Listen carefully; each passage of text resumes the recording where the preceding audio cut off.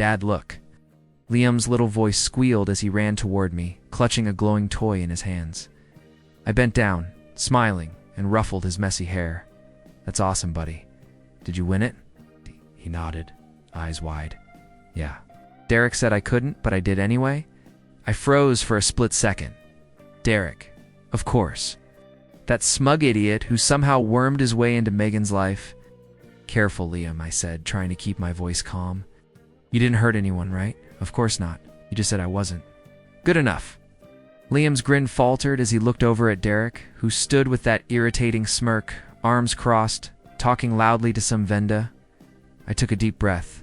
"Megan, can we relax?" she interrupted, putting a hand on my shoulder. "It's just a game. Don't be so tense." Her eyes flicked toward Derek. I swear, sometimes I don't know why I even married him. I forced a chuckle. "Yeah, well, history repeats itself, huh?"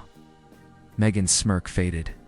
She was sharp, confident, always had to have the last word. But today wasn't about her. It was about my son. I glanced at Derek again. He leaned too close to Liam, speaking over my son's excitement. "Come on, kid. Let's show them how it's done." His tone was mocking, almost daring. "Don't touch my son," I said, stepping forward. My voice was low, controlled, but underneath it simmered rage. Derek laughed, that arrogant sound that made my blood boil. "Relax, man. I'm just helping him." "No, I didn't even realize I'd taken a half step closer. Doesn't need your help or your attitude." "Whoa!" "Calm down," Derek said, smirking. "You still mad about your divorce or something?" I swallowed. "You're an idiot if you think this is about that." Megan frowned, gripping my arm. "Guys, stop it. Just please. Don't make a scene." I let my breath out slowly, tension coiling in my chest like a spring. But Derek, he was still looming too close to Liam. I could feel the heat rising. "Hey, Liam, watch this," Derek said suddenly, brandishing a toy gun. It looked harmless at first. Plastic, brightly colored. Bang, you're dead. Liam laughed nervously. "Haha, Dad, it's just pretend." "Not funny," I muttered under my breath. But Derek wasn't listening. He pointed the toy gun at my son like a real threat. I froze. My instincts buried deep, trained for war, kicked in too late. The shot rang out. Liam screamed. I lunged. I didn't even register the chaos, Megan screaming, people scattering, Derek yelling, until I felt the weight of my son crumpling into my arms. "Liam, no. Stay with me, buddy." Panic. Panic. My heart was a drum in my chest as I scanned the crowd for help. "Somebody call 911, I shouted, my voice breaking. Paramedics pushed through, Megan beside me, holding my arm. "It's my fault. I wasn't watching," Megan wailed, tears streaking her face. "No, it's his fault," I growled, staring at Derek, who looked stunned. "You idiot. It was an accident," Derek protested, backing away. "I didn't mean accident." My voice was ice now. He's 10. You shot my son." Megan grabbed my arm again. "Calm down. You have to stay calm for Liam." I inhaled, trying to control the storm inside me. My hands shook, but not from fear, from rage. Derek had no idea who he was messing with. He had no idea I had lived through far worse than this. He had no idea I had been a Navy SEAL. No idea what I was capable of. The paramedics rushed Liam onto a stretcher. I followed, clinging to his hand. "Stay with me, kiddo," I whispered. "I'm right here. You're going to be okay." Megan followed, her voice shaking. "I'm so sorry. I never should have saved it," I said, my teeth clenched. "Right now, focus on him." Derek trailed behind, guilt and panic mixing in his eyes. I barely looked at him. Not now. Not while my son's life was hanging in the balance inside the ambulance. I sat beside Liam, holding his hand, whispering reassurances, even as my mind raced with dark thoughts. "You don't know me, Derek. You don't know what happens when you cross me. You have no idea." Megan held my other hand, whispering apologies over and over. I let her speak, but my mind was elsewhere, calculating, cold, simmering. There would be a reckoning, a lesson, but first I had to get my son back. Liam's. Breathing was shallow. Small hand twitched in mine. "Dad, I'm scared," he whispered. I swallowed the lump in my throat. "I know, buddy. I know. But I'm here. I'm not going anywhere. I promise." And I meant it. The sirens wailed outside, but inside me, something had already shifted. Rage had found its foothold. Vengeance, carefully buried under years of control, was starting to stir. Derek had just triggered it. And he would pay. For now, all that mattered was keeping Liam alive. But when he woke, when he looked at me, he'd never know how close I came to losing him. And Derek, he wouldn't know what was coming next. I sat in the ICU waiting room, hands clasped tightly, staring at the floor like it held answers. Megan paced beside me, muttering under her breath, "Dad, when is he going to be okay?" Liam's voice echoed in my mind, though he wasn't here. I clenched my jaw. "Soon, buddy," I whispered to myself. "Soon, Mr. Caldwell?" "Doctor." Harper's voice cut through the haze. She was a woman in her 40s, calm but sharp. "He's stable, but it's touch and go. You need to be ready for any outcome." I stood abruptly. Touch on go. That's not good enough. My son is 10 years old. He doesn't get chances like this. Dr. Harper's eyes didn't waver.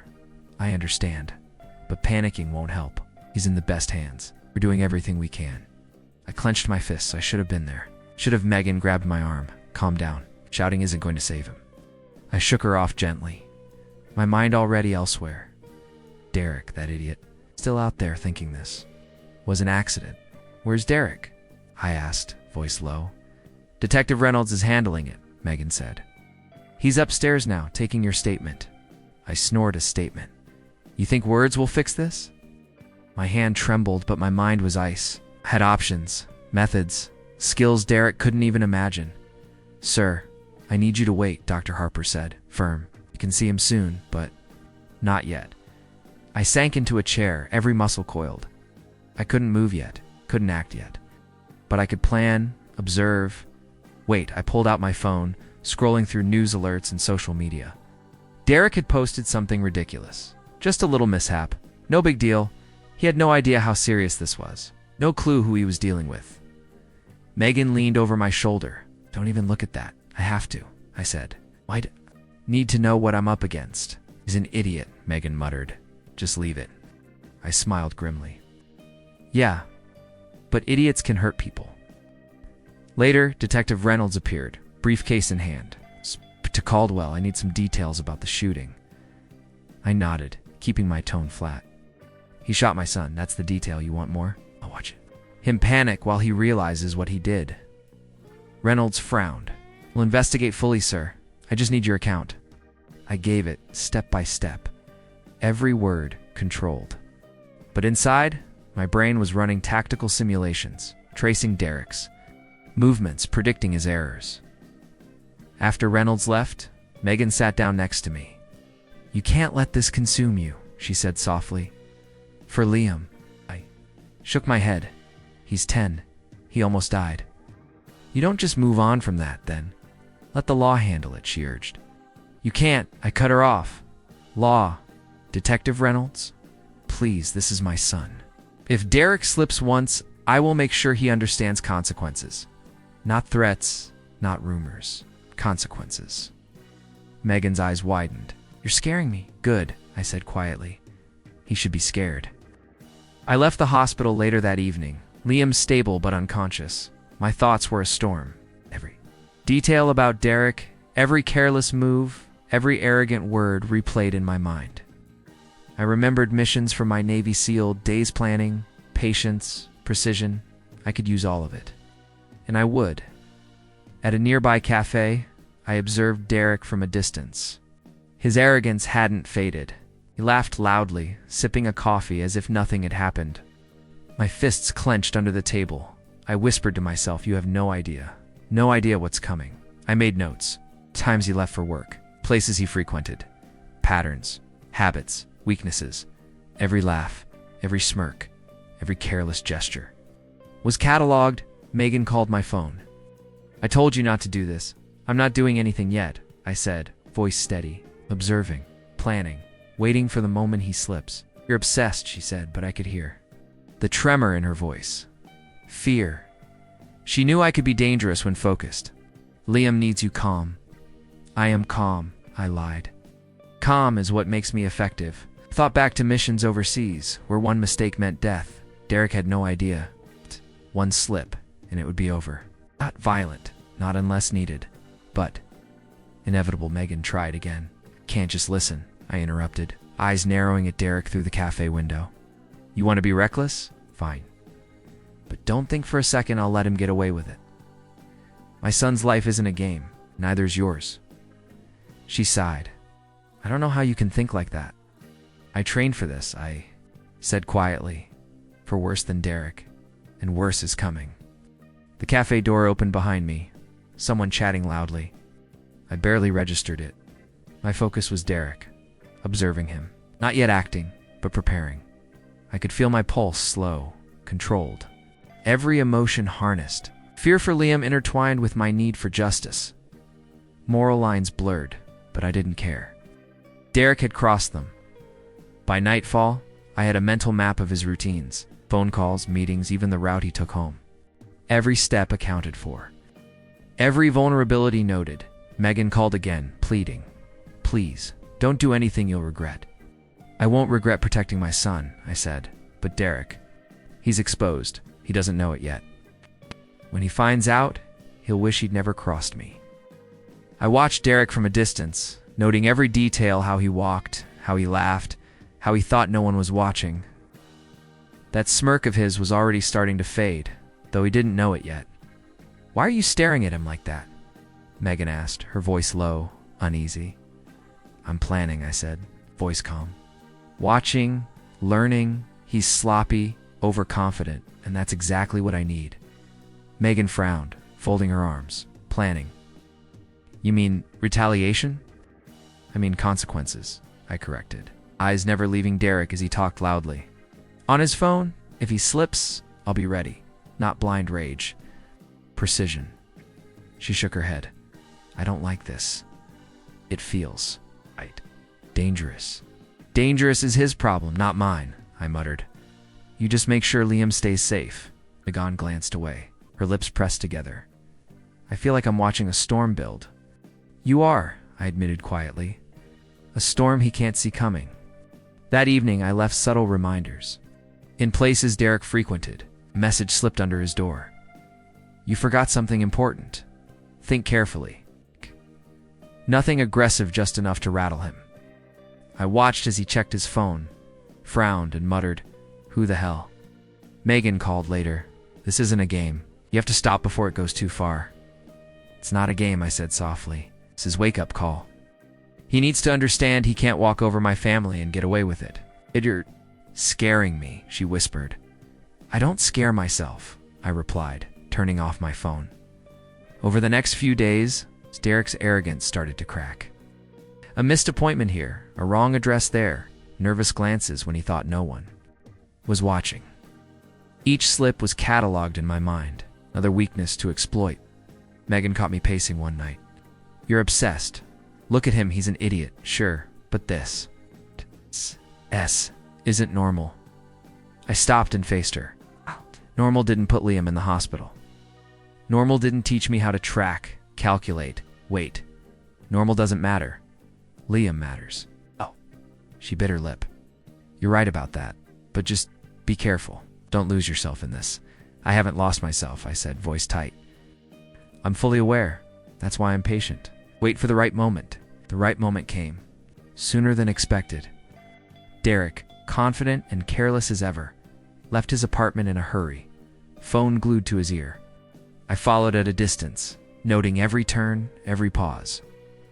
"You're overthinking it," Derek muttered aloud to no one. "I can't be paranoid over what the hell."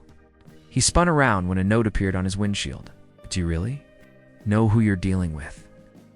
I watched as his smirk faltered, replaced by confusion. He looked around, suddenly aware. Panic crept into his movements. "Megan called my phone." "You did that?" "Yes," I admitted, "and he notices." "That's the point. You're scaring me again," she whispered. "I'm not the one he's scared," I said. I'm the one making sure he never does it again. By the next day, Derek's world started unraveling. He was jittery, calling people, demanding explanations. Minor mistakes piled up. A late meeting, a forgotten document, a misplaced wallet. Every error was magnified by his growing paranoia. I visited Megan at her apartment one evening. She looked tense. He's falling apart. I can see it, but he's also dangerous. He might snap. Good, I said. Then he'll be too scared.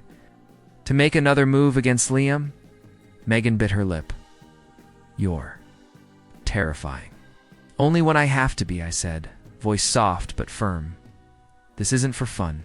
It's for my son. I stayed a step ahead of him, leaving small but unnerving. Signs. A slightly moved chair at his favorite cafe. A note slipped into his newspaper. A shadow where he thought no one could see. Derek's arrogance made him careless. My precision made him vulnerable. That night I watched him from my car. He paced. In his living room, muttering to himself, I know someone's awesome. Eon's watching, but who? Who would? I leaned back, a cold satisfaction settling over me. You have no idea, Derek. No idea what I'm capable of. Megan called again. You've crossed a line. He's panicking. What if he, I don't know, does something reckless? That's on him, I said quietly. I'm not reckless. I'm calculated. Derek started calling mutual friends, asking questions, searching for answers. Every call was a trap I had set for him, he answered. He fumbled. He revealed his fears. You're being paranoid, he said into his phone, pacing. This is insane. Someone's messing with me. But who? I whispered under my breath. You're about to find out. By the following morning, Derek barely slept. Could see it when I passed him on the street. His eyes darted, his jaw tight, hands trembling slightly. Vulnerability was new to him. Weakness. And yet he still thought he was untouchable. I met Megan later. He's unraveling faster than I imagined, I said. Soon he'll make a mistake. I can't ignore, she nodded slowly. I know, I feel it. But just be careful. For Liam's sake, I am careful, I replied. Every move is deliberate, every step calculated. But when he finally realizes he's being hunted, it won't be pretty. Derek tried a desperate move that afternoon. He confronted a mutual friend, trying to trap the observer, trying to regain control. I watched from afar, every muscle coiled. His panic made him reckless. Who's behind this? Derek demanded, voice shaking. Tell me now, I whispered into the wind. You're about to learn, Derek, but not from me. From the consequences of your own actions, he flailed, making mistakes, showing his fear to anyone who looked. The arrogance that once defined him was gone, and I had full control, not through brute force, not through violence, but through patience, precision, and psychological dominance. Megan called later that evening, voice tight. He's scared. He's really scared. Good, I said, leaning back in my chair. He needed to be. Now he sees he's not untouchable. But the final step, that's coming soon. I stared out the window, watching the city lights. Every flicker reminded me that Derek was exposed. Every shadow a warning. I didn't have to act yet. But when I did, he would realize that playing with my family had consequences far beyond what he could imagine, and I was patient. I waited in the shadows outside Derek's apartment, watching his movements like a hawk. Every step he took was predictable, reckless, driven by arrogance. This was the moment. The culmination of days of observation, calculation, patience. You sure about this? Megan's voice trembled in my earpiece. I'm sure, I said. Liam's asleep. I'll be quick. Precise. No mistakes. You don't understand how scared I am, she whispered. I do, I said quietly. That's why I control it. I won't lose my temper. I won't hurt him unnecessarily. But he needs to learn. I slipped inside, silent, every movement. Deliberate. Derek was pacing, phone clutched in his hand. I know someone's here, he muttered. You think you can scare me? I'm not afraid of. I stepped into the doorway. Calm, controlled. He froze. You finally noticed me. I said softly. Derek's eyes widened. How you crossed the line? I interrupted. You shot my son, and now you're going to see what consequences look like. I didn't mean. His voice faltered. It was an accident. Accident or not, your arrogance almost killed him, I said, moving closer, every word deliberate.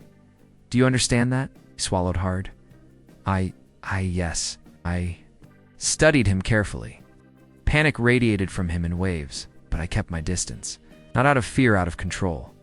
My Navy SEAL training kicked in automatically. Breath steady, heart calm, every sense heightened. Megan called softly from behind the doorway. Please, just don't hurt him. Not physically, I won't, I assured her. But he will feel the weight of his actions. Mentally, emotionally, that's enough. Derek stumbled back, eyes darting. What are you going to do? I leaned in, voice low. I'm going to make sure you remember this for the rest of your life. No threats, no violence. Just the realization that actions have consequences. You, Derek, were reckless. You think you're some kind of hero? He spat, though his voice wavered. I'm a father, I said simply, and that means more than any ego you have. Backed against the wall. You're insane. This is criminal.